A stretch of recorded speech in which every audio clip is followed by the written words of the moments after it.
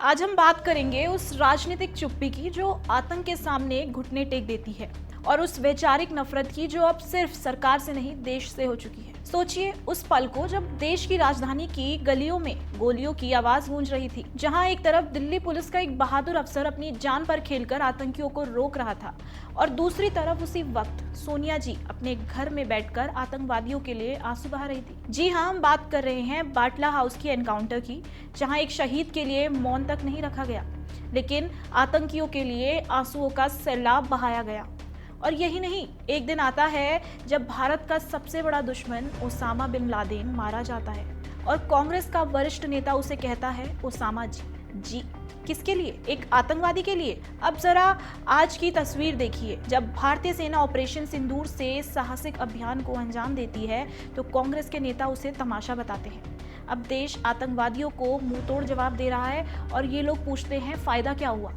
क्या यही विचारधारा है? क्या यही भारत की राजनीति है? नमस्कार, मैं सताक्षी, स्वागत है आपका दी पैम्फलेट में। हाल ही में हुए लोकसभा के मॉनसून सत्र में ऑपरेशन सिंदूर पर चर्चा के दौरान विपक्ष, खासकर कांग्रेस नेताओं के बयानों से ऐसा लगा मानो वे अब सरकार को घेरते घेरते अब देश के खिलाफ बोलने लगे हैं। संसद में ऑपरेशन सिंदूर पर चर्चा के दौरान कांग्रेस की एमपी प्रणीति शिंदे ने वार करते हुए कहा, ऑपरेशन सिंदूर नाम सुनने में देशभक्ति का लगता है, लेकिन असल में ये सिर्फ मीडिया पर किया सरकार का एक तमाशा था।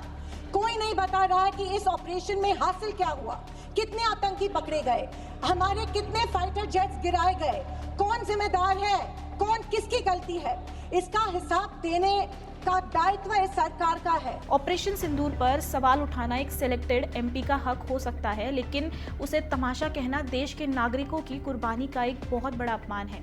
अब फाइटर जेट्स खो गए, लेकिन भारत का एक ही मैसेज है जो पूरी तरीके से क्लियर है, भारत वॉन्ट टॉलरेट टेररिज्म। इसी का जवाब बीजेपी के नेशनल जनरल सेक्रेटरी बीएल संतोष ने ट्वीट करते हुए लिखा, अब भारतीय जनता पार्टी और प्रधानमंत्री श्री नरेंद्र मोदी की आलोचना के बहाने कांग्रेस पार्टी और उससे जुड़ा पूरा इकोसिस्टम धीरे धीरे भारत से नफरत करने लगा है और देश की संस्थाओं को नीचा दिखा रहा है। इतिहास उन्हें माफ नहीं करेगा और वर्तमान तो पहले ही उनके हाथ से निकल चुका है। अब यहाँ साफ हो गया है कि जब कोई देश के प्रधानमंत्री की आलोचना करते करते देश से ही नफरत करने लगे तो समझ जाइए कि बात अब राजनीति की नहीं है। संसद में गृह मंत्री अमित शाह ने लोकसभा में दो टूक कहा, बड़े सवेरे में नाश्ता करता था, टीवी पर उनको रोते हुए देखा, मुझे लगा क्या हुआ, कोई बड़ी घटना हो गई। तो रोते रोते वो श्रीमती सोनिया गांधी के घर से बाहर आए कि बाटला हाउस की घटना देखकर सोनिया जी फूट फूट कर रो पड़ी। अरे रोना था तो शहीद मोहन शर्मा के लिए रोते, बाटला हाउस के आतंकवादियों के लिए रोना था।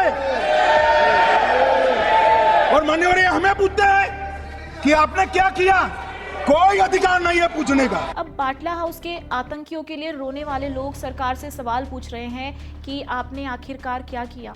2011 में जब अमेरिका ने ओसामा बिन लादेन को मार गिराया तो कांग्रेस के सीनियर लीडर दिग्विजय सिंह ने प्रेस कॉन्फ्रेंस में ओसामा जी कहकर उसे एड्रेस किया। 9 गज दूर पर ये ओसामा जी जो है मतलब उन्होंने एक ऐसे ग्लोबल टेररिस्ट के लिए रिस्पेक्ट का शब्द जी यूज किया जो 26/11 जैसे हमलों के पीछे था और जिसका नाम world most wanted terrorist list में था।